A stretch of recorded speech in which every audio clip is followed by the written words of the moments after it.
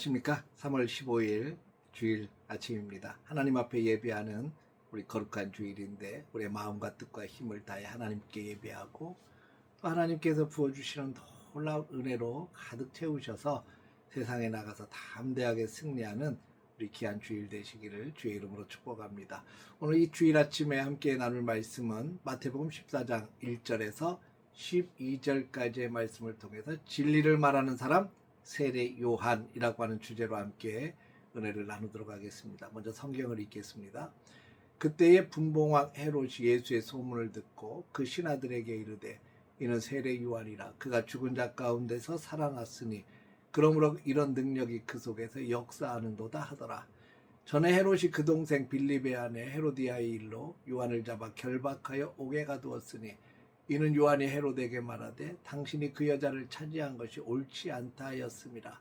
헤롯이 요한을 죽이려 하되 무리가 그를 선지자로 여김으로 그들을 두려워하더니 마침 헤롯의 생일이 되어 헤로디아의 딸이 연석 가운데서 춤을 추어 헤롯을 기쁘게 하니 헤롯이 맹세로 그에게 무엇이든지 달라는 대로 주겠다고 약속하거늘 그가 제 어머니의 시킴을 듣고 이르되 세례 요한의 머리를 소반에 얹어 여기서 내게 주소서 하니 왕이 근심하나 자기가 맹세한 것과 그 함께 앉은 사람들 때문에 주라 명하고 사람을 보내 옥에서 요한의 목을 베어 그 머리를 소반에 얹어서 그 소녀에게 주니 그가 자기 어머니에게로 가져가니라.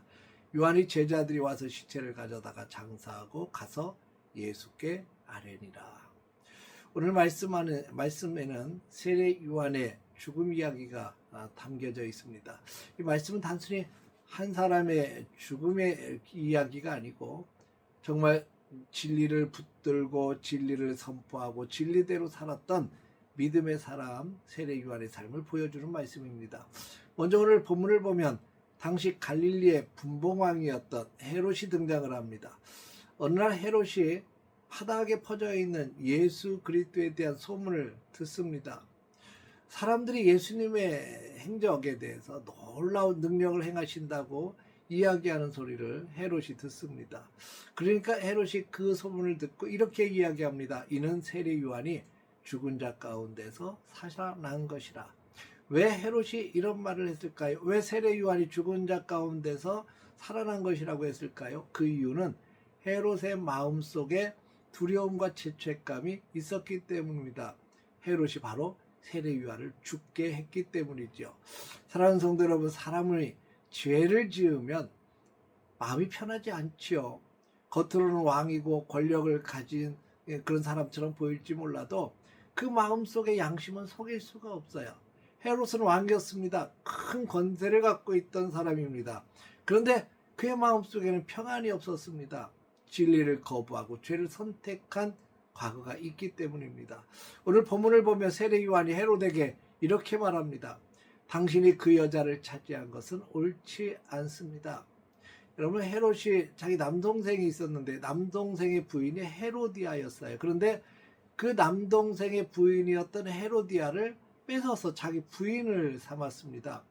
이것은 하나님의 말씀에도 어긋나는 것이고 세상의 도덕과 윤리에도 크게 어긋나는 것이었죠. 많은 사람들이 이것을 보고도 다 묵인하고 있었지만 세례 요한은 참지를 않았습니다. 왕이라고 해서 침묵하지 않았습니다. 눈치 보지 않고 그것에 대해서 분명하게 지적을 했습니다.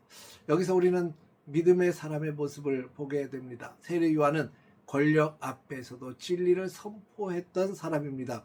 왕이 듣기 싫어하는 말인 걸 뻔히 알아요. 근데 그럼에도 불구하고 하나님의 말씀을 그대로 전했습니다. 그는 사람보다 하나님을 더 두려워했기 때문입니다. 결국 이 문제로 인해서 세례 요한은 옥에 갇히게 됩니다. 헤롯의 마음은 사실 이 세례 요한을 바로 죽여버리고 싶었지만 사람들이 이 세례 요한을 가리켜서 선지자로 믿기 때문에 함부로 죽일 수가 없었습니다. 그래서 옥에 가둔 것이었습니다. 그런데 어느 날 헤롯의 생일날이 돼서 잔치가 열렸습니다. 그 자리에서 이 헤로디아의 딸이 춤을 추면서 헤롯의 마음을 기쁘게 했습니다. 그랬더니 헤롯이 너무 기뻐가지고 헤로디아의 딸에게 이야기를 합니다. 무엇이든지 네가 원하면 내가 그것을 주겠다. 그랬더니 그 딸이 어머니 헤로디아에게 쪼르륵 달려가서 무엇을 구할까요? 물었습니다. 그때 세례 요한의 머리를 요구하라 이렇게 시키지요. 결국 딸은 헤롯에게 말합니다. 지금 즉시 세례 요한의 머리를 소반에 담아 내게 주십시오.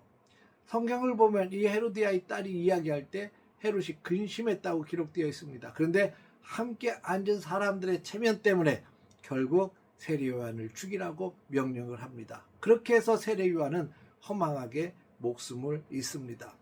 광야에서 외쳤던 소리가 그의 마지막이 쟁반 위에 놓인 소반에 올린 머리라니 얼마나 인간적으로 보면 참혹합니까? 비참하고 실패한 인생처럼 보입니다.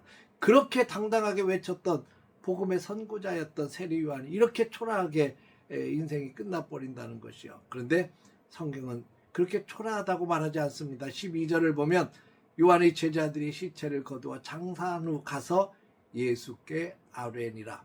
이 구절이 오늘 우리에게 주는 가장 큰 위로의 메시지입니다.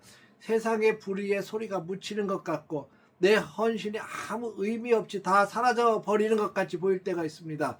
그런데 우리의 고통과 우리의 헌신이 예수께 가져가면 그것은 새로운 시작이 되고 하나님께 기억하신 바가 된다는 이야기입니다. 요한의 죽음 이후에 예수님은 빈들로 물러가셔서 오병이어의 기적을 베푸시고 생명의 떡임을 선포하십니다. 요한의 죽음은 헛된 끝이 아니라 예수님의 본격적인 생명 사역으로 이어지는 통로가 되었습니다. 사랑하는 성도 여러분, 오늘 말씀을 통해서 우리 자신들의 모습을 한번 돌아보십시다. 세상의 소리는 화려해도 결국 두려움으로 끝나지만 하나님의 소리는, 그 하나님의 소리에 귀를 기울이는 자는 비록 세상에서 고난을 당할지라도 영원한 생명의 길로 인도함 받는다는 사실을 잊지 마십시오. 오늘 하루 사람의 시선이 아닌 하나님의 시선 앞에 당당하게 설 수 있기를 바랍니다. 하나님의 말씀을 붙들고 살아가는 사람이 되시기를 바랍니다. 하나님은 진리 위에 서 있는 사람을 결코 잊지 않으십니다. 어떤 환경 속에서도 어떤 상황 속에서도 하나님은 믿음의 사람들을 붙들고 계심을 확신하시기를 바랍니다. 철저하게 우리는 하나님의 말씀을 붙들고 나아가는 믿음의 사람으로 당당히 서고 오늘도 그 진리를 붙들고 살아가는 복된 하루, 진리의 말씀 앞에 겸손히 서는 거룩한 주일 되시기를 주의 이름으로 축원합니다. 할렐루야. 기도하겠습니다. 거룩하신 아버지 하나님, 세례 요한이 진리를 선포하고 헤롯의 권력 앞에서도 굴하지 않고 담대하게 하나님의 말씀을 선포하다가 목숨을 잃었습니다. 허무해 보이지만 하나님은 그의 헌신, 그의 사명을 다 기억하고 계시는 줄 믿습니다. 우리가 이 땅 위에 살아가면서 하나님 앞에서 하나님께 시선을 두고 하나님을 두려워하며 담대하게 믿음을 가지고 말씀 안에서 진리 안에서 살아갈 수 있도록 축복해 주옵소서. 오늘 거룩한 주일 하나님 앞에 예비하며 믿음 안에서 승리하도록 도와주옵소서. 예수님의 이름으로 기도합니다. 아멘.